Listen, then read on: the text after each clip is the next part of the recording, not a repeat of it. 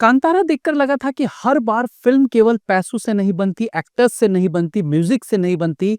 कई बार फिल्म जो है वो नीयत से भी बनती है। और कांतारा एक ऐसी ही फिल्म थी जिसे बनाने के लिए फंडिंग से ज्यादा पैशन की जरूरत थी। और वो पैशन दिखा ऋषभ शेट्टी में, जिन्होंने कांतारा जैसा एक बेंचमार्क सेट करने वाली फिल्म बनाई और नेशनल अवार्ड तक का सफर तय किया। लेकिन जब कांतारा चैप्टर 1 देखा तो लगा ठीक है, फिल्म पैसा, एक्टर, म्यूजिक और पैशन से बनता है, लेकिन कई बार इस तरह की फिल्मों को बनाने के लिए अलौकिक दिव्य शक्ति भी पीछे से काम करती है। ऑफ कोर्स आपको ये बात थोड़ा ड्रामेटिक लग रही होगी, बट इवन फिल्म देखकर भी ऐसा फील होता है कि एक एक्टर जो डायरेक्टर भी है, उसका कैसा विजन रहा और फिर उस विजन को विजुअल्स में कैसे कन्वर्ट कर दिया उन्होंने। तो चलिए चर्चा कर लेते हैं इस फिल्म पर जिसका नाम है कांतारा चैप्टर 1।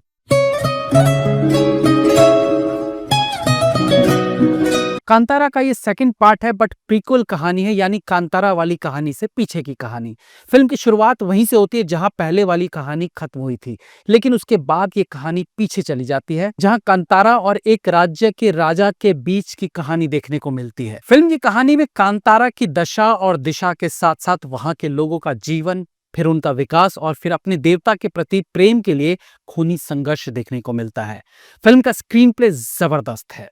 2 घंटे 48 मिनट की फिल्म आपको हर तरीके से एंगेज रखेगी, वो चाहे एक्टिंग हो, डायरेक्शन हो, विजुअल्स हो, बैकग्राउंड म्यूजिक हो, कलर ग्रेडिंग या फिर वीएफएक्स, हर तरीके से फिल्म आपको उबने का मौका नहीं देगी। कहानी इतनी सीधी सादी नहीं है कि कह दे कि एक था राजा एक थी रानी, दोनों मर गए, खत्म कहानी।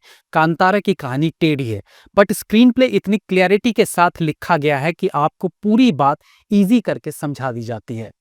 किसी तरह की शंका नहीं रहती कि ये कैसे हुआ या वो पार्ट समझ नहीं आया। फिल्म में एक तेजीपना बना रहता है, उसके बाद भी कहानी अपनी जड़ों से जुड़ी रहती है, मतलब भटकती नहीं है। फिल्म का क्लाइमैक्स एक अनएक्सपेक्टेड सस्पेंस लेकर आता है जो आपको सरप्राइज कर देगा। फिल्म के संवाद अच्छे लिखे गए, बट अगर आप हिंदी डब्ड वर्जन देख रहे हैं तो फिर यार, दारू, बकलौली जैसे कुछ शब्द सुनने को मिलते हैं जो आई फील नहीं होने चाहिए। End of course original language में इनके लिए बेटर वर्ड्स का यूज किया गया होगा।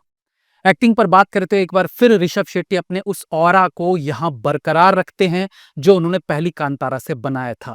विजुअली वो स्क्रीन पर पावरफुल लगते हैं। ऋषभ ने इमोशंस को इतनी ऑथेंटिकली कन्वे किया है कि ये पूरी तरह से बिलीवेबल लगता है। ऐसा लगता है मानो उन्होंने किरदार निभाया नहीं, जिया है। एक्टिंग में जिस तरह से वो स्विच करते हैं, जैसे कि क्लाइमेक्स में देखने को मिला है, वो कमाल था। गुलशन देवैया फिल्म में नेगेटिव भूमिका में देखने को मिलते हैं।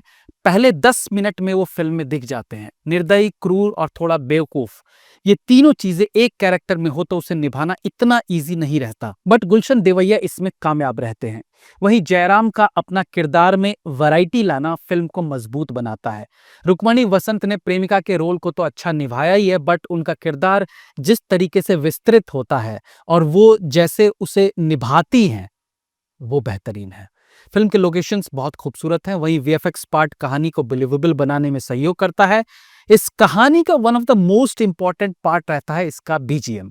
ड्रामेटिक सीन्स से लेकर एक्शन सीन्स में यूज किया गया बीजीएम, जो आपको इन सीन्स के बीच भी अट्रैक्ट करेगा। फिल्म में रात के अनेकों दृश्य हैं और ऐसे में लाइटिंग की अहमियत बढ़ जाती है। रात के सीन्स में जिस तरीके की लाइटिंग की गई है, वो ना तो कोई शॉट मिस होने देती है कि अंधकार की वजह से दिखा नहीं या समझ नहीं आया, और ना ही ऐसा फील होता है कि उस समय में एक्सटर्नल लाइट्स का यूज किया हुआ हो। As a director again Rishab Shetty का अच्छा काम देखने को मिलता है। इस तरह की कहानी को पर्दे पर इफेक्टिव वे में तभी दिखाया जा सकता है जब इसके लिए डायरेक्टर 200% कॉन्फिडेंट हो, और ऋषभ तो एक्टर और डायरेक्टर दोनों थे, स्टिल उन्होंने डायरेक्शन में अपनी मजबूत पकड़ रखी है। फिल्म के एक्शन सीन्स ब्यूटीफुली कोरियोग्राफ किए गए हैं। रथ वाला सीन बिलीवेबल लगता है और सिचुएशन के हिसाब से एक्शन सीन्स क्रिएट किए गए हैं। मतलब अगर हीरो एग्रेसिव है तो एक्शन सीन में वो एग्रेशन दिखता भी है। तो फिल्म एक्सपेक्टेशंस पर तो खरी उतरती है। Have a nice day.